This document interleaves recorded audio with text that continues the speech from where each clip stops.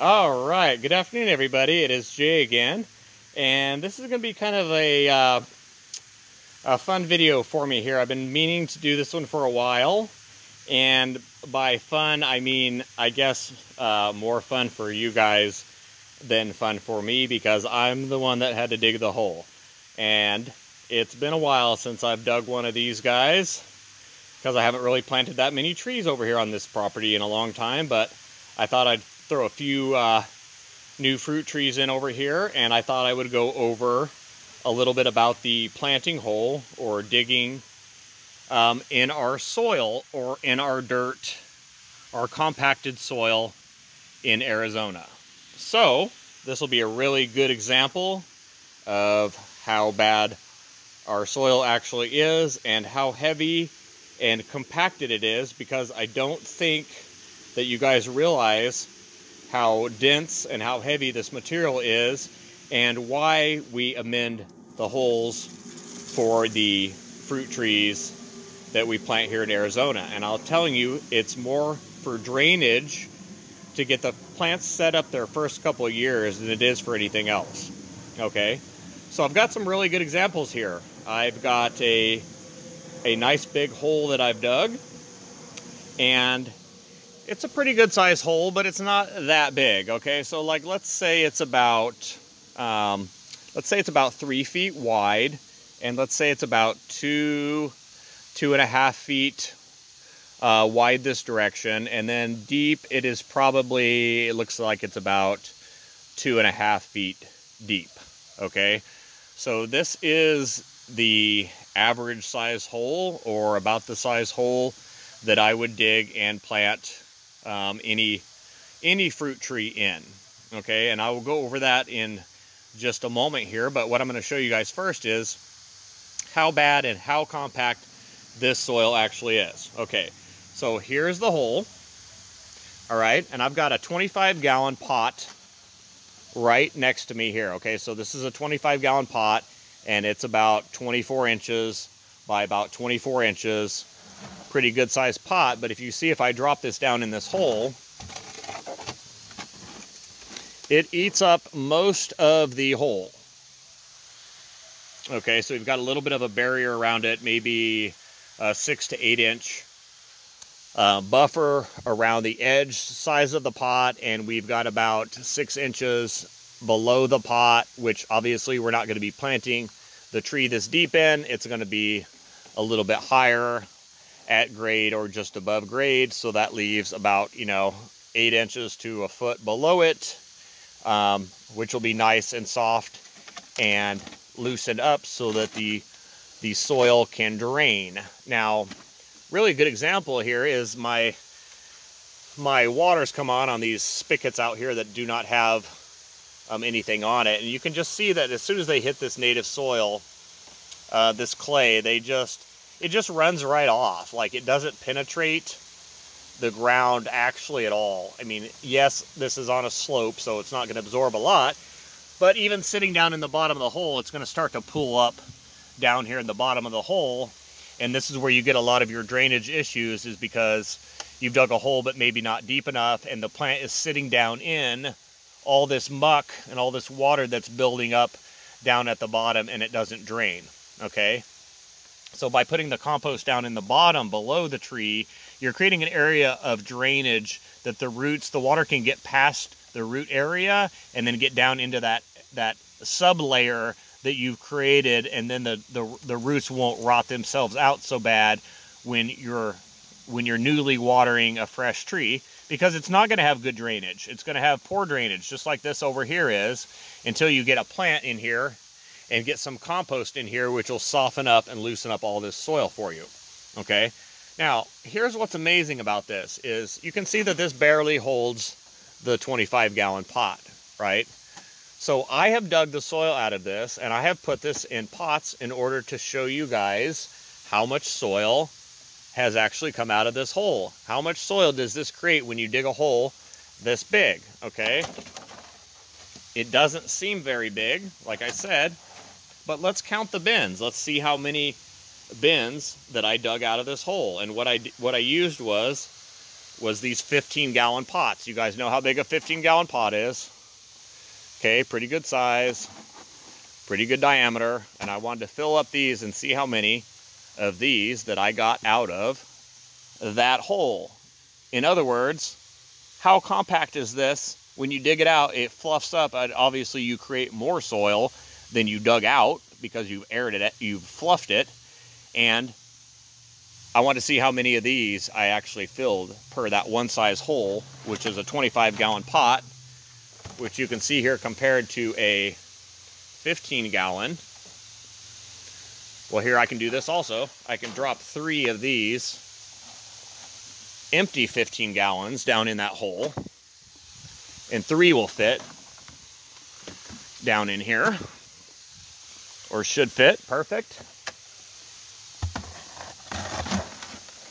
Okay, so close enough. So there's 3 15-gallon pots shoved down into the bottom of that hole, okay? And you can see that we're pretty much, that fills the area. So how many did I dig out? Let's see, let's count them.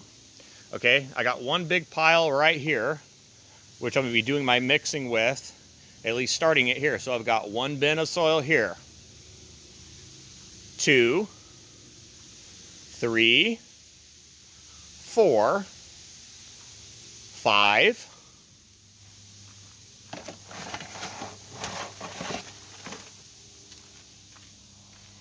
6, 7, 8, 9, 10, 11, 12, 13. So 13 of these 15-gallon pots came out of a hole that you can only put 3 or maybe 4 empties back in. Okay, so what is this telling us, or what is the deal, or who cares about this, basically, right? Well, this is showing you how compact your soil is, because if you can dig out an area that's basically 3 or 4 of these, and you can get a multiplier of 13 times that, then that shows how heavy and how dense that soil is in any given area. Okay, now what do these weigh is another question. Okay, well, that's why I have a bag of concrete sitting out here, because this bag of concrete weighs less than these bins full of soil. So this bag of concrete, what is this one? 80 pounds. This is an 80-pound bag of concrete, okay? This soil here in a 15-gallon bin is right at about 100 pounds, okay? So 100 pounds each. So 13 of these that I dug out is 1,300 pounds worth of soil. Okay, so one of these weighs more than a bag of concrete. Okay, now how do you expect a plant to grow its roots, especially a sensitive plant like, say, an avocado, when you are literally planting it in concrete? Okay, because that's what this becomes again. When you get this all nice and wet, you got your clay, you got your rocks, you got your sand. I mean, my soil's a little bit better than most people's in the valley because mine's usually kept moist. So it'll at least break apart a lot easier than most. If I got this wet, it would form nice big clumps, a nice big ball, and eventually that would harden and become concrete again. Okay, so 13 of these that I dug out for that one tree. Okay, now I'm gonna say I don't think very many people are doing it right in the regards to, I don't think very many people are digging out 10 or 13 of these to plant each tree. I think maybe you might get somebody to dig out 1 or 2 of these bins when they're creating their planting hole, and that's about it. That's about as big as they're going to probably go. These are heavy, guys. Like these, I cannot pick this up, like physically pick this up. I can drag it across the yard as much as I want, but as far as actually picking this thing up, it's heavier, like I said, than a bag of concrete, and probably what would happen is the bottom of the pot would fall through because I don't know if it could support this much weight. Our soil is that dense, okay, that you're getting that much soil coming out of that hole, okay? Now, here's another question I get asked, or as kind of like a part 2 to this, is plant roots and encircling, okay? So this is one I hear all the time is if I dig the hole and if I plant the tree in there and if I give it nice compost, is the roots going to grow into the compost where it's all nice and soft? Then they're going to hit the wall of the native soil and they're going to reverse and they're going to go back into that nice soil again because they can't break into this soil, or this is harder than what's here because you've amended the hole, okay? And I'll tell you for a fact, 100%, that is not the case. Not the case. Not the case at all whatsoever. Okay? The roots aren't coming through this nice soft compost and hitting this wall and reversing and coming back in the compost and living their whole life in this compost hole that you've created for them, okay? What's happening is this, is you're giving them 1 or 2 years worth of root growth so that by the time they do hit this side inevitably, they're bigger. They're more like a sword. Think about it like a sword, and they can punch into the side wall of this soil. If you have the soil right there next to the little baby roots, by the time they hit them, they cannot punch into that, and they will encircle. So if you don't amend the soil, then yeah, they're going to stay in this one little circle of the pot basically because they're smothered. If you amend the soil, then that allows the roots to come out much bigger, and by that time they have no choice but to keep going. They're not going to turn back and reverse and go back into the plant and become an issue, okay? It's going to grow just fine. And it's like, okay, well, how do I know that then? Like, how do I know that's what's going on? Because I don't want to just assume, right? That would be poor due diligence on my part, right? So let's take that same example then. Let's say you've got a tree in here and the roots are going to stay all in this one little nice area because you've amended the hole, okay? Well, let me take you over here and show you an example of a tree that's not even that big. Okay, I've got a guamachill over here. This is a guamachill tree, and you can see he's pretty good size, but not enormous. He's probably, I don't know, maybe 10 feet tall, and I don't know, maybe 6 or 8 feet wide, okay? And this isn't considered even one of the mast trees. So like your mast trees would be, you know, anything with a big leaf, you know, like a fig or a mulberry. So these are little leaves, you know, these are like moringas, okay? Now, little tree, not that big of a trunk. Let's see, we've got, you know, maybe an inch and a half trunk, okay?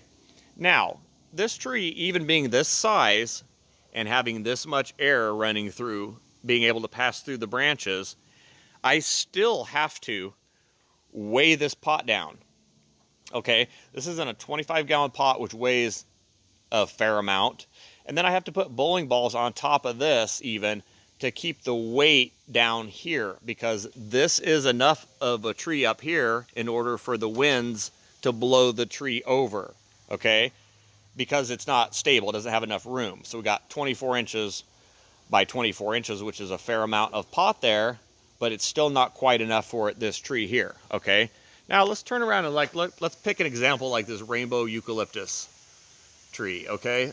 This tree is probably, oh man, now, oh boy, I don't know, 40 feet. It goes way up there. I don't even see the top anymore. It goes way up there, okay? Now, this was planted obviously the same way, right? In a hole that wasn't too big, and because in fact here there's concrete here, there's cement pad here, and there was a little walkway of bricks through here, so I only had a very small place to plant this in. Now if you're going to honestly sit there and tell me that a tree this big can stay up in the wind and stabilize itself while its root ball is only that big, then I'll give you $1 million if you can figure out how that happened. Or would it be more like the roots are way over there now? I mean, I can see this one here, this big one, this bolster root. This one goes right under this concrete pad and way over here somewhere, probably into the garden area. This one here, another big bolster root, support root. This one goes this way somewhere, out in here, I would imagine. And the same way with the back root, which now makes it the triple tie. So now it's got 3 even bank roots. So 1, 2, 3, like a triangle on all 3 sides. One goes that way, one goes this way, one goes this way. 4 feet. Many, many, many, many, many feet. Okay? They're not sitting there in the same area. Okay? It's just, it's impossible for that to happen, for a tree to get that big and to still stay up in the wind. It would fall over, guys. So it doesn't make any sense to anybody that those roots have stayed in this hole. Okay? So why are you amending this hole? You're giving it its first year's worth of root growth and food already in the hole, and it can take advantage of the compost or the food at its leisure. Also, having that organic material in there is going to break down, and when it breaks down, it's going to leave voids, and with the voids are going to leave air pockets, and with air pockets, you're going to get good drainage. Okay? So I've never seen a negative effect to amending a plant that goes in amending, but I have seen a negative effect of you putting well, try it yourself. How about that? Get an avocado, plant it in straight clay, straight native soil, and let's just see how long it lives. Let's see if it's around in a year. And the answer is no, it's not going to be around in a year. But go ahead and try it if you don't believe me. So this may not be as necessary for, like, say, citrus. But even like citrus, you want to get it on the right rootstock, because sour orange is going to deal with this clay soil, but there's other rootstocks that may not deal with this soil. And I don't plan on fertilizing, meaning I don't plan on adding any supplemental fertilizer, which you would have to do if you planted straight into native clay, because now there is no food for it, and so now you have to add fertilizers or foods, chemical fertilizers, granular fertilizers. Versus doing it organically, which is the way we do it with compost. And I tell you what, by the way these plants and trees look, especially after this summer, it works, okay? It works. If you need 400 examples of trees that work well this way, then come on over and I will show you. So that is it on digging the hole. I wanted to show you guys how much that multiplied to. So 1,300 pounds, a little over a half a ton of soil came out of this hole. You know, you dig it a little bit bigger and you got a ton. You have a literal ton of soil that you dug out of this hole. Now, granted, some of it's going to go back into the hole because you're going to be mixing, because you never do straight compost either. So, like, for instance, this is going to be a plum probably that I'm going to put in here. So it's going to be 50% native soil of the soil that came out of the exact planting hole, so that I know it's structurally the same, exactly the same as what's going back in it. So the tree gets used to it. It's got a little bit of that alkaline soil mixed in with the organic, so it just gets a little taste of it. And then once the tree gets bigger, then it gets a real big taste. It gets a heaping mound, a big old heaping mouthful of this native clay, alkaline, horrible soil. Okay? So one more thing and I will wrap this up, and that is, what size tree are you going to put in this hole, Jay? Or what size is this appropriate for? You know, a 5-gallon, a 15-gallon, a 25-gallon. And I'll tell you, it's appropriate for any size tree that you put in here. This is a 1-year plant growth hole, so it goes by the size of the hole. This is going to give us 1 year worth of plant growth, right? So if it's in a 25-gallon, think about it like this. If it's in a 25-gallon, it's going to be a lot slower to get out of its pot because it's been in a pot forever.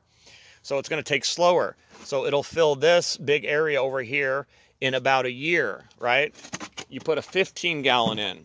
A 15-gallon tree, right, is going to be a little bit younger. It's going to be not, I wouldn't say root bound, but so used to its pot, I guess. And so it's going to come out of the pot a lot quicker, right? So you're going to get medium growth, a little bit slower growth out of a bigger tree, but realize it's already a bigger tree, so it's already going to slow down a little bit. a medium-sized tree, now that gives it like say a foot all the way around, which it'll fill that in a year. Or let's say it's a 5-gallon tree, which I don't have any nearby me. I've got a 7-gallon, which is, you know, almost as small. Well, that's a smaller tree, so it's going to grow faster to get to the first year point. So it'll fill that that'll fill that hole in with roots also. So it doesn't matter, is the answer to the question. Is you would dig this hole whether you're going to put in a 5-gallon or a 10-gallon or a 15-gallon or 25-gallon, because you got to realize that the growth rate of that tree is also dependent on the size of that plant and how long it's been in a pot. It doesn't hurt them to be in a big pot, and they don't all necessarily get what's called root bound, but they get used to being in that same situation, meaning the same food, water, light, everything's the same for them, and then you go changing them out when you put them in the ground. So what size hole is this good for? Any size tree. This is what I would dig for a 5-gallon tree. Yeah, it's going to look stupid in there at first, or you're going to think it's going to look stupid, but a year later when it's filled that full of roots and that tree is now 15 feet tall and above your wall here, you're wondering how we get them so big so quickly. Well, that's how we get them big so quickly. Like even a 1-year tree, I mean, we get it to the size of a 3-year tree in the first year because we do the work on the hole. All right, guys, that is it on planting or hole planting. I just wanted to do this quick video because I haven't dug a hole here in a long time in order to give me the time to kind of go over this. But this is exactly what we do. And now down here in the bottom, I'm going to actually turn in a little bit of compost down into the bottom of the hole. And this works really well for me, and it has worked for many, many, many, many years. And I've got plants over here that most people don't have. So it definitely works, and you're going to want to pick up your drainage as you get into more exotic plants. All right, guys, that is it. Go dig you a giant hole and try not to kill yourself. And if you can't do it all in one day, do it over several days. It doesn't matter. Just kind of pick away at it till you get it dug. It's better to take longer than to kind of half-ass it and be like, I'm done. Because you got to realize that tree is going to be there forever now. Okay, it's however you dug the hole, it's for its initial setup is how it's going to be forever. So if you get tired during the planting hole, go inside and take a break and come dig a bigger hole later, you know. Now, I used to be able to dig a lot of these holes. Like I used to be able to do 20 or 30 of these a day, like no sweat, dig these out. But now that I've gotten older, not so much the case. So, I mean, I could still dig probably 2 or 3 of these a day, but it's just not necessary. All right, guys, that is it. Thank you for watching.